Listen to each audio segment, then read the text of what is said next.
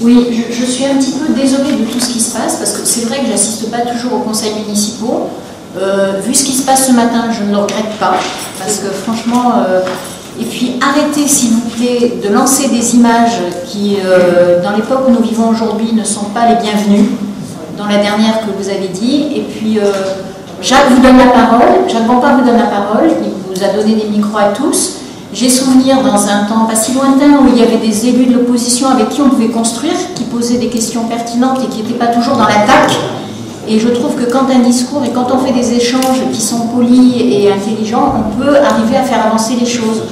Donc, et il est bien également de respecter les personnes qui viennent écouter les débats lors des conseils municipaux, et également de respecter les gens qui vont lire les journaux et qui lisent franchement des pantalonnades et un spectacle qui est épuisant. Voilà.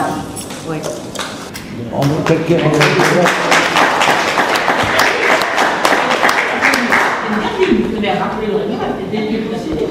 Vous n'avez pas la parole. Est-ce que je peux répondre, moi? Est-ce que je peux me donner la parole? Alors, effectivement, rien de nouveau sous le soleil. Je ne sais pas qui c'est ça, madame. Rien de nouveau sous le soleil. Si on prend votre discours, c'est exactement, mot pour mot, le même que ce que vous avez fait il y a un an, d'ailleurs, comme vos collègues.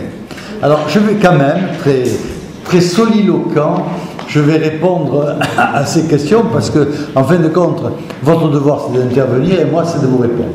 Et j'espère que je pourrai vous répondre dans le calme et la sérénité. Alors, on fait notre travail aux dépens du contribuable.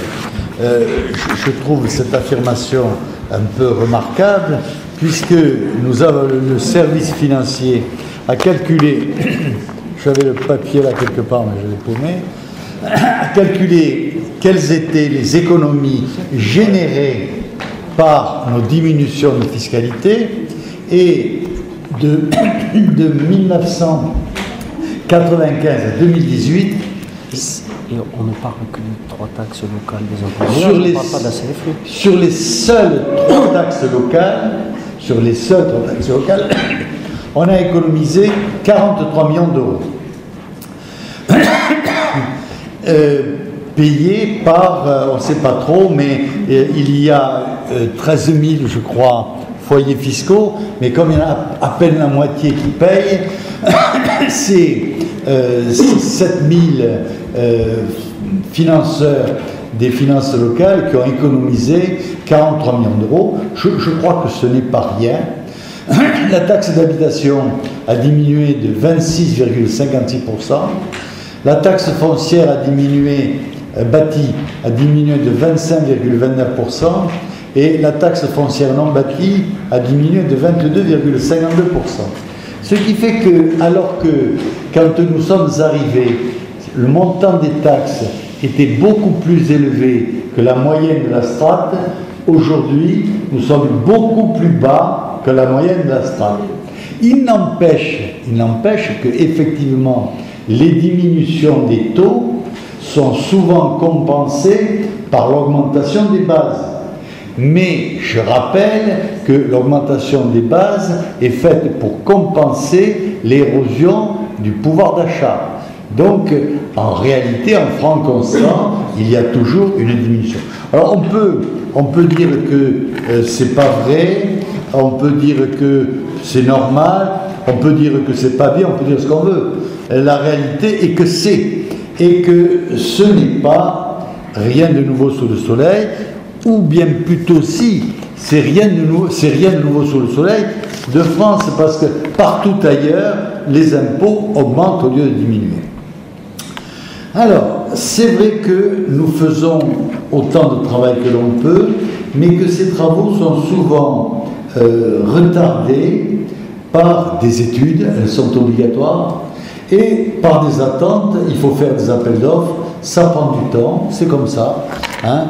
On considère qu'entre le moment, dans le meilleur des cas, entre le moment où la décision, où l'ordre est passé, et où la réalisation commence, il faut 2 ans. Il faut 2 ans si tout va bien. Si tout va bien. Alors on fait de notre mieux, les choses avancent, ça pourrait être mieux.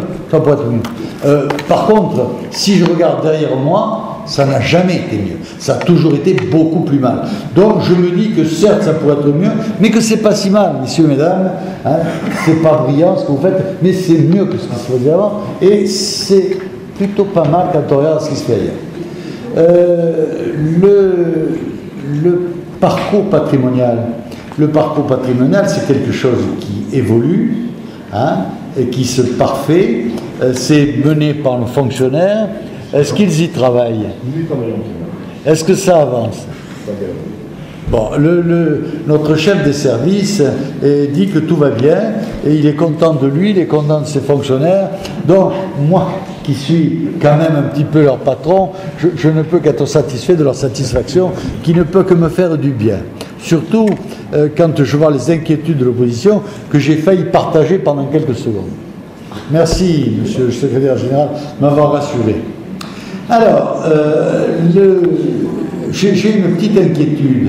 J'ai une petite inquiétude parce qu'on me dit la population d'Orange diminue. Ça m'inquiète. Encore que ma finalité n'est pas que Orange grossisse. Moi, mon objectif, je vous le dis et je le répéterai toujours, c'est que la qualité de vie progresse. Hein, et je travaille à ça avec les moyens que j'ai et pas avec les moyens que je n'ai pas.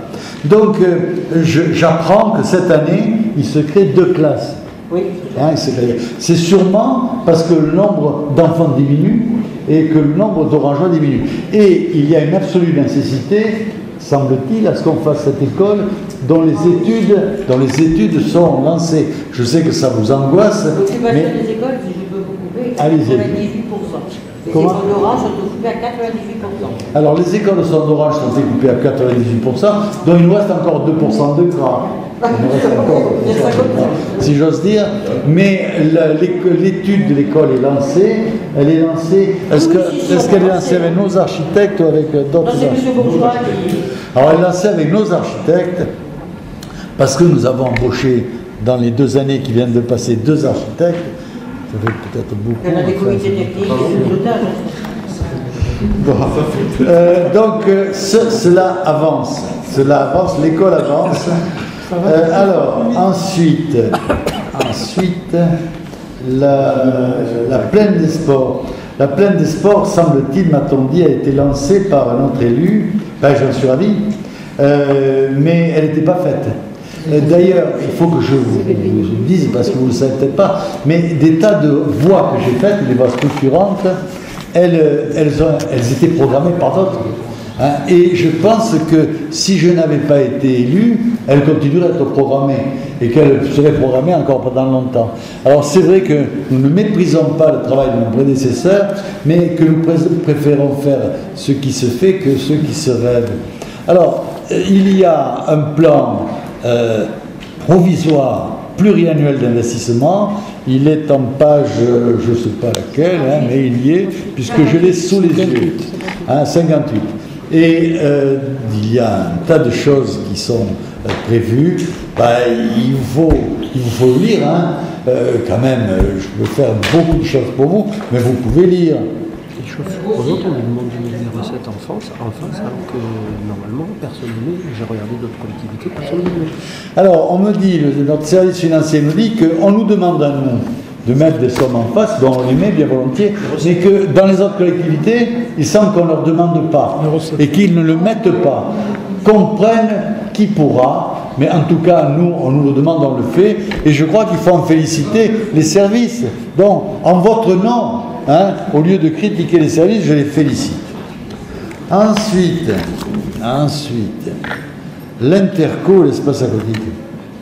Oui, il est vrai qu'aujourd'hui, je l'ai dit, mais je le répète bien volontiers, le problème de l'espace aquatique devient beaucoup plus un problème d'Interco, c'est-à-dire un problème de Nord Vaucluse, qu'un problème de ville. Mais il est vrai qu'aujourd'hui, sur l'Interco d'Orange, si on devait faire un espace aquatique, la ville paierait à 80%, hein, ou à 90%. Donc le côté intercommunal joue assez peu, et de toute façon, le meilleur cadre dans cet interco-là, c'est bien entendu sur la colline. Donc effectivement, je défends toujours le projet sur la colline. Je suis un peu têtu, il faut me pardonner. Ça apporte des avantages et des inconvénients. Écoutez, j'espère que ça apporte plus d'avantages que d'inconvénients. Alors, la ville est endormie. Bah écoutez, ça me navre un peu quand on me dise ça, parce que moi qui y suis tous les jours, je trouve qu'elle est bien vivante. J'étais hier à Carpentras, au cas où vous ne le sauriez pas, je trouve que la ville de Carpentras, je pense que la ville de Carpentras est beaucoup moins vivante que la ville d'Orange, et en tout cas, elle est beaucoup plus agréable à l'œil. Je ne sais pas comment ça se fait, mais notre ville est pimpante, elle est agréable à l'œil, ce qui n'est pas le cas de la ville de Carpentras. Je ne dis pas ça pour attaquer le maire de Carpentras, que je ne connais pas d'ailleurs, mais c'est un constat récent. Je trouve qu'elle n'est pas endormie. D'ailleurs, les deux associations d'entreprises d'Orange que j'ai rencontrées dans les 2 mois qui viennent de passer m'ont dit qu'ils étaient satisfaits du dynamisme économique orangeois, qui trouvaient que le dynamisme économique orangeois était meilleur que dans les autres communes, et j'avoue bêtement que je l'ai pris comme un compliment et comme quelque chose qui devait me satisfaire. Mais c'est vrai qu'on pourrait faire mieux, et c'est pour ça que nous essayons d'y travailler, mais comme je le dis, nous sommes dans un contexte qui est difficile. D'ailleurs, je crois savoir, Madame Autant, c'est que, ayant installé vos 2 entreprises dans une zone où les taxes sont cassées, il n'empêche que cette zone n'est pas pleine. Pourtant, elle est lancée depuis 5 ans. Hein, j'ai vu que vous faisiez un appel au bail populaire, ou je ne sais pas quoi, pour la lancer. Ben, c'est bien, je vous félicite. Mais si au bout de 5 ans d'investissement et de bradage des impôts de l'État, le coin n'est pas rempli, c'est signe que ce n'est pas que l'action de la ville qui manque, c'est peut-être un contexte national. Et je parle aussi pour monsieur Lamoyenne, il faut qu'il y réfléchisse un peu. C'est bien de lire le truc de Dallos, mais il faut réfléchir aussi, penser par soi-même. C'est pas facile, je sais, mais faites l'effort, vous verrez, vous y arriverez à force. On nous dit que c'est la récession. Oui, c'est la récession. C'est la récession non seulement sur Orange, mais aussi en France et aussi en Allemagne. Hein, l'Allemagne est en récession, et aussi sur la France entière. Je ne comprends pas comment c'est possible, mais c'est comme ça. Et j'avoue que le gros travail que fait la ville d'Orange n'arrive pas à tirer la France et à tirer l'Europe. Et alors, j'apprends que la Chine aussi est en récession. Donc, s'il faut que je tire la Chine en plus, ben, ça va demander un travail pour les Orangeois colossal. Hein. Je n'ose penser aux efforts qu'ils doivent fournir pour relancer l'économie partout. Alors ensuite, les prix des cantines sont trop élevés à Orange. Alors c'est une catastrophe. C'est une catastrophe. J'ai appris ça et ça m'a profondément blessé et inquiété. Alors je veux que la majorité partage cette inquiétude. Mais ayant par accident regardé dans la semaine les tarifs des cantines dans l'Interco, je me suis aperçu avec une certaine stupéfaction que le tarif des cantines à l'Interco était le plus bas des communes de l'Interco. Et même était assez bas, puisqu'il était la moitié du prix d'une commune voisine que je ne citerai pas, parce que son maire verrait ça comme une attaque, mais on est jusqu'à la moitié du tarif d'une des communes de la ville. Donc, je crois que, Madame Alaoui, il faut que vous revoyiez un peu votre copie, mais à travers une voie plus large que votre seule rue. Ensuite, le nombre de places d'éclairés. Alors, le nombre de places d'éclairés, c'est un dossier difficile.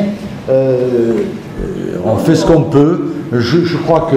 On a augmenté de 32 places. Hein. On a augmenté, on fait ce qu'on peut.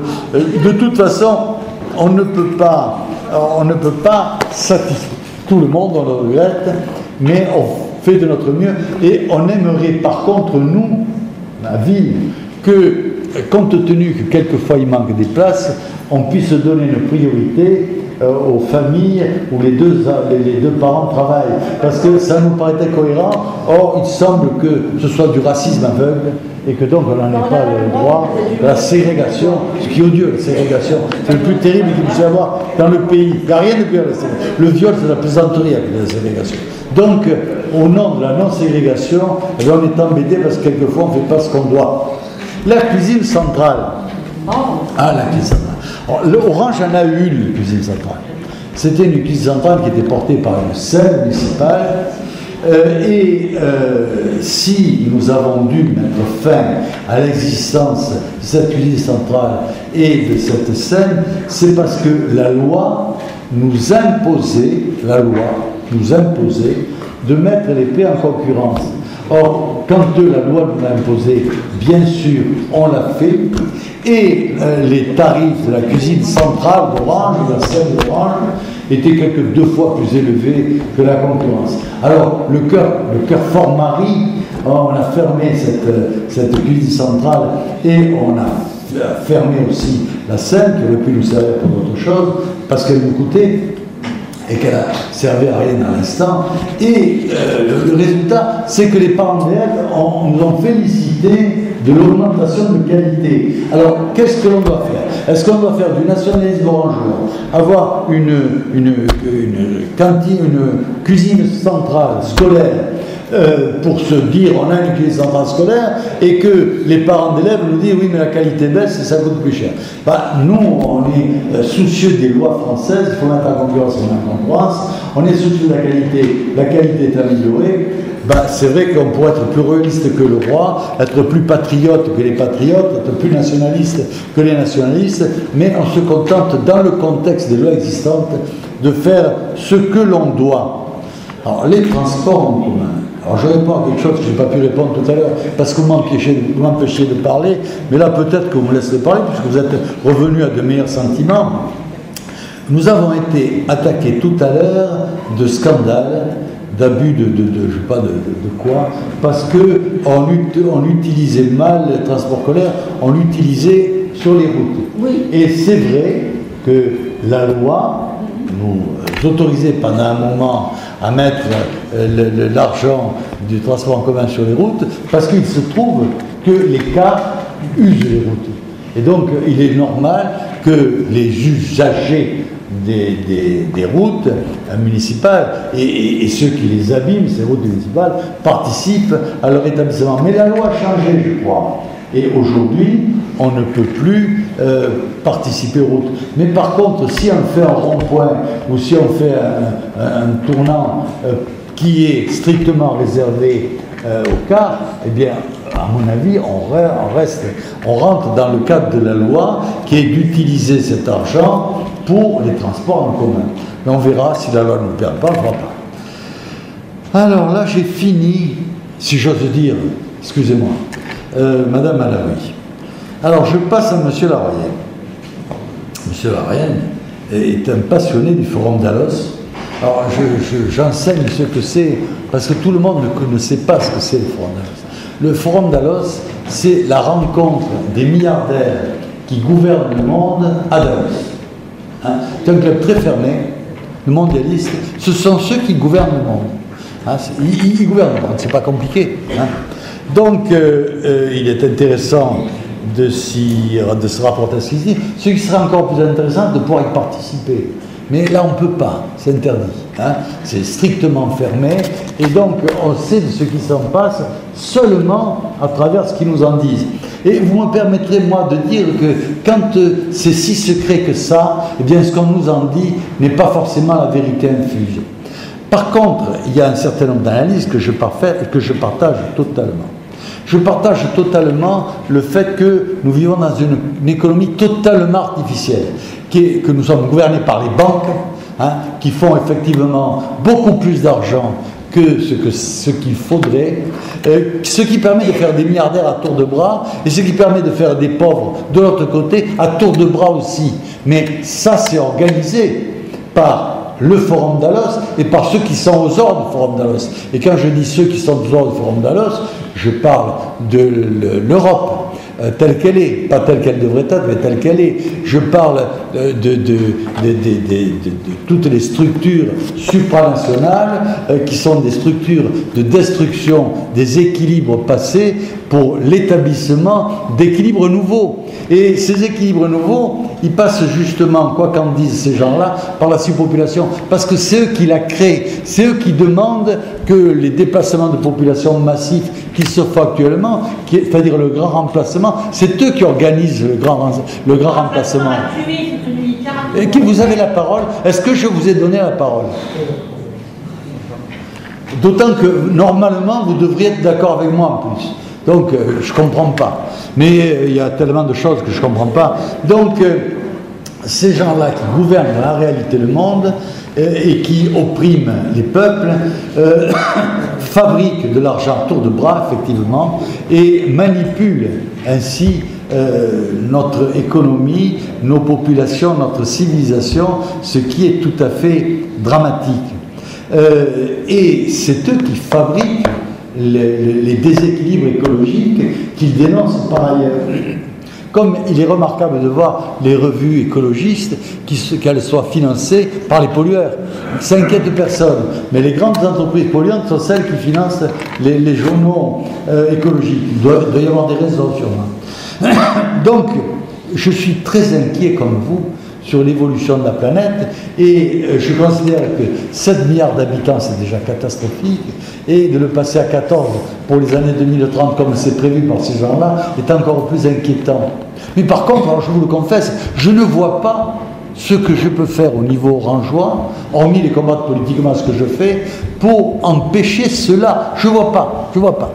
Hein, je ne vois pas, mais vous me ferez un petit mot et je l'étudierai avec soi. Je compte sur vous. Hein, je vous le demande devant témoin.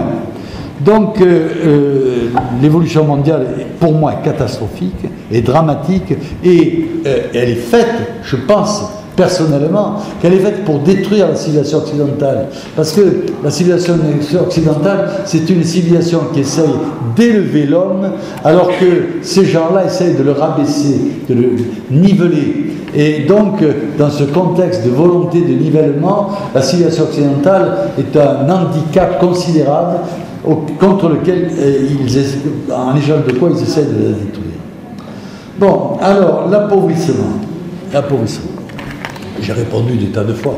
Mais bien sûr, je vous réponds avec grand plaisir sur l'appauvrissement d'Orange. Quand on nous demande de construire 25% de logements sociaux, comme je l'ai dit au préfet la semaine dernière, augmenter notre nombre de logements sociaux tant qu'on n'augmente pas l'emploi, c'est imbécile, c'est destructeur, c'est augmenter l'appauvrissement de la ville. Donc, ne nous exigez pas de faire... Mais il est obligé, c'est la loi. Hein, donc, il faut appliquer la loi. Il y a eu des crétins qui ont fait la loi. Nous, on est obligé à bout de chaîne d'y obéir. Donc, on va augmenter les logements sociaux, on va augmenter la pauvreté. Hein, on va augmenter la pauvreté parce que si on n'augmente pas l'emploi, on ne peut pas augmenter la pauvreté. Or, vous l'avez vu, qu'est-ce qu'on peut faire comme emploi dans notre pays? On peut faire dans notre pays quand on est sur des secteurs qui sont sans concurrence internationale. Parce que dès qu'on est en concurrence internationale sur un secteur, comme on a les salaires et les charges sociales les plus élevés du monde, vous entendez, M. Laurienne, les plus élevés du monde, dès qu'on est en concurrence, ben les entreprises soit crèvent, soit vont chercher des emplois qui sont moins coûteux et des charges sociales qui sont moins coûteuses. C'est mathématique. Ils ne sont pas tarés, nos entreprises. Elles obéissent. Hein. On les tue là, ben elles préfèrent aller là où on ne les tue pas. Donc, secteur où il y a de la concurrence, c'est fermé.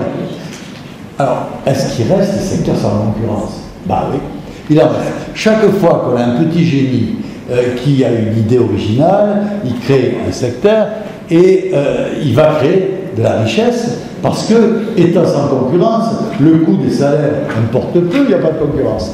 Hein, et il y a des clients. Mais au bout d'un moment, hein, de 3 ans, le petit génie, je parle du petit génie, le petit génie gagne de l'argent, gagne de l'argent, et il s'aperçoit que l'État le lui pique. Mais qu'est-ce qu'il fait, le petit génie? Il prend son entreprise, il fait le cas, là on lui en prend pas trop, on lui en prend moins, et on lui en prend moins partout ailleurs. Donc il va n'importe où, il est gagnant à tous les coups. Et ça, M. Laurienne, j'y peux rien. Hein? Je peux faire des prières au bon Dieu, je le fais d'ailleurs, mais ça ne change pas grand-chose, parce qu'entre nous, c'est pas sa faute, c'est la nôtre. Mais la nôtre, pas individuellement, la nôtre politiquement, pas localement, nationalement, internationalement. Alors, vous pourrez me plaindre avec moi, pleurer avec moi, sur le fait que l'appauvrissement se développe et augmente, mais si l'appauvrissement se développe et augmente, c'est à cause de vos amis, pas à cause des miens, parce que moi, je n'en ai pas au niveau national. Alors, j'ai entendu quelque chose qui m'a profondément intéressé, c'est qu'effectivement, j'ai entendu parler localisé, à part que j'ai mal entendu. effectivement, je défends le localisme. Parce que le localisme, c'est le seul espace de liberté, de démocratie qui existe encore un peu. Hein. Je suis pour le combat local. Parce que le combat local, il nous permet de parler entre nous, il nous permet de ne pas être d'accord entre nous, mais il nous permet aussi d'être d'accord entre nous, parce qu'au niveau local, vous pouvez savoir exactement ce à quoi je pense, ce pourquoi je me bats, je sais pourquoi vous battez, ce que vous pensez, et donc on peut se faire une idée et choisir démocratiquement, au vrai sens du terme démocratique, ce qui n'existe pas au niveau national. Alors, le localisme, c'est bien, je le défends, mais il n'a de potentialité de se développer que de progresser, d'influer, que s'il se développe horizontalement de point de contact en point de contact. Et en plus, ça demande beaucoup de travail, beaucoup de talent, parce que n'ayant pas les moyens, les grands moyens médiatiques, n'ayant que les petits moyens personnels, ça demande beaucoup plus de travailler beaucoup plus, et il est beaucoup plus facile d'aller se mettre sous une étiquette de gens qui contribuent à notre destruction, mais qui vous feront avoir des voix facilement, plutôt que de faire avancer la démocratie, le bien commun autour de vous en travaillant beaucoup.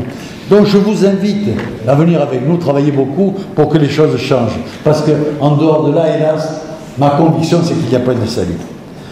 Alors après, autant elle est partie, mais j'avoue que j'ai rien trouvé à noter, hein, parce qu'elle a répiapé bien tranquillement au nom du soliloque, hein, au nom du solilocage, elle a répiapé. Donc, comme j'ai dû répondre 100 fois à son répiapage, je m'éviterai de le répondre.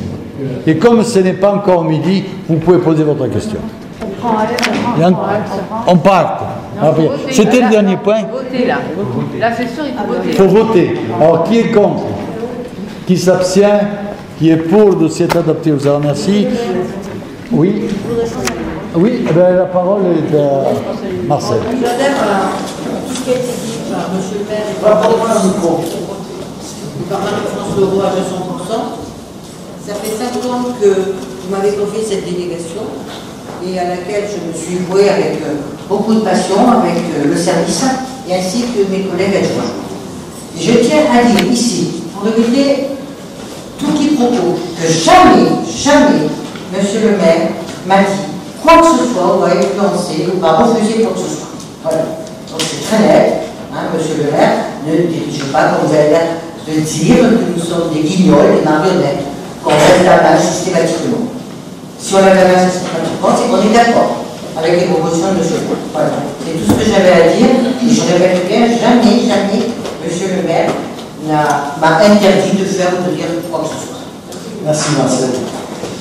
Madame, oui, je vais vous écrire dans vos questions, elle est sans débat, je répondrai et il n'y aura pas de débat. D'accord, merci monsieur le maire.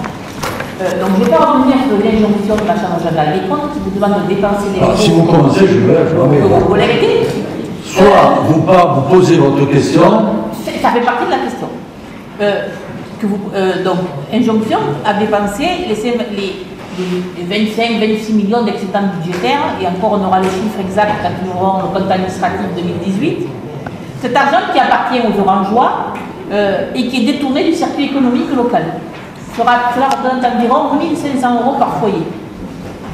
Je suis intervenue ce matin plusieurs fois pour dire que l'argent que vous collectez par l'impôt n'était pas redistribué pour améliorer les services publics et pour financer les projets structurants pour notre ville. Mais en même temps, je voulais attirer votre attention sur le fait que ces derniers mois, le mouvement des Gilets jaunes a porté des revendications fortes en matière de pouvoir d'achat, de justice sociale et fiscale, également aussi d'exigences démocratiques. Et ces exigences-là sont finalement au cœur des préoccupations des Français. Il existe sur Orange, les chiffres exacts, il y a environ 17 200 foyers fiscaux. Et il me semble que sans que ce soit préjudiciable aux finances de la ville et aux investissements futurs, il serait intéressant, comme l'ont fait plusieurs maires récemment, d'attribuer sur les excédents budgétaires un bon d'achat pour améliorer la situation financière de nos concitoyens. Donc, il serait possible, sans remettre en cause la façon dont vous allez programmer vos investissements, d'attribuer un bon d'achat exceptionnel de 200 € qui serait consommable, dépensable dans les commerces du centre-ville. Ce qui permettrait de dynamiser un commerce local très en difficulté. Bien entendu, on pourrait discuter de la formule que pourrait prendre ce bon d'achat, puisqu'en fait, il pourrait être modulé en fonction de la composition familiale de chaque foyer, pour que la redistribution se fasse de manière plus juste. Mais je pense que ça serait une manière à la fois de répondre à la Chambre générale des comptes qui vous demande de dépenser de l'argent qui dort, de répondre à des exigences sociales importantes en matière de pouvoir d'achat et de contribuer finalement à booster le commerce du centre-ville. Je vous remercie pour votre attention. Oui. Je vous dis que normalement ça ne se passe pas comme ça. Vous lisez votre texte, il doit être le plus court possible. Mais en fait, c'est pas grave. Alors, premièrement, l'argent des impôts, il n'appartient plus à celui qui l'a payé. Quand on paye des impôts à l'État, cet argent n'appartient plus à celui qui l'a payé, il appartient à l'État. Ensuite, je vais répondre moi par un texte que je n'ai pas encore lu, mais qui doit être très bien. J'ai été sensible à votre demande de considérer avec attention votre proposition de commettre un geste financier envers les Orangeois en attribuant à chaque foyer un bon d'achat de 200 € valable dans les commerces du centre-ville. Je dis le contraire. Comme je crois que je vais répondre comme ça. Cet argent, il est fait pour les investissements. Alors certes, cet investissement n'est pas encore fait, mais sont d'affaires, il y a 50 millions d'investissements qui sont prévus dans un délai bref. Vous avez le développement ailleurs. Par ailleurs, comme je vous le disais tout à l'heure, nous avons donné bien plus que 200 € par foyer, puisque nous avons fait économiser à ceux qui payent l'impôt 43 millions d'euros. Ça fait bien plus que ce que vous dites. Et c'est vrai que je crois qu'il est important de diminuer la pression fiscale de ceux qui payent des impôts plutôt que de faire de l'aide sociale. Parce que l'aide sociale, ce n'est pas notre compétence. On n'est pas là pour compenser les bêtises de l'État. On est là pour gérer la ville. On n'est pas là pour faire... C'est pas notre compétence. Je l'ai dit souvent, la compétence du social, c'est le département et c'est l'État, c'est pas nous. Alors bien sûr on peut s'y mettre, mais alors à ce moment-là, si on s'y met, pourquoi 200 €? Pourquoi pas 400? Mais quand même, si on en donnait 600, ça serait quand même plus sympa. Et puis si on en donnait 1000, et à ce moment-là, on va augmenter les impôts de ceux qui payent déjà l'impôt, pour donner de l'argent à ceux qui n'en ont pas. C'est pas notre travail de faire de la redistribution, c'est le travail de l'État. C'est l'État qui, par sa fiscalité, doit compenser les inégalités sociales. C'est pas la ville. Or, plus l'État le fait, plus les inégalités sociales se développent. Donc ça ne tient pas debout, ça ne marche pas. La seule manière de régler les problèmes sociaux, et nous y tenons, la seule manière de régler les problèmes sociaux, c'est qu'il y ait du travail pour tout le monde, que l'on crée de la richesse et que l'on augmente les salaires à ce moment-là. Les salaires de ceux qui travaillent et que tout le monde travaille. C'est comme ça qu'on fera de la richesse, c'est comme ça qu'on chassera de la pauvreté. Je me rappelle, j'étais dans l'opposition, Mitterrand venait d'être élu. Et l'adjoint social de l'époque, une belle barbichette qui est célèbre dans la ville, nous a fait une longue déclaration sur le fait qu'il déclarait la guerre à la fin. Il déclarait la guerre à la fin. Alors rappelez-vous quelle année c'était. C'était dans les années 89. La guerre à la fin était déclarée ici, à Orange. La guerre à la fin. Et depuis, la fin ne s'est jamais arrêtée de se développer. Pourquoi? Parce que l'analyse est mauvaise, c'est pas la redistribution qui lutte contre la pauvreté, c'est le travail qui lutte contre la pauvreté. Et quand on fait une mauvaise analyse, on ne peut pas avoir de bons résultats. Il n'y a pas 36 solutions, il n'y en a qu'une, du travail et du travail bien payé. Au début de la Ve République, quand il y avait une personne dans le couple qui travaillait, la famille vivait bien. Bon, aujourd'hui, quand les deux travaillent, ils vivent mal. C'est le résultat de quoi? C'est le résultat de la redistribution sociale. Alors continuons comme ça, et demain, nous verrons des lendemains qui chantent, comme on nous les promet depuis 1917.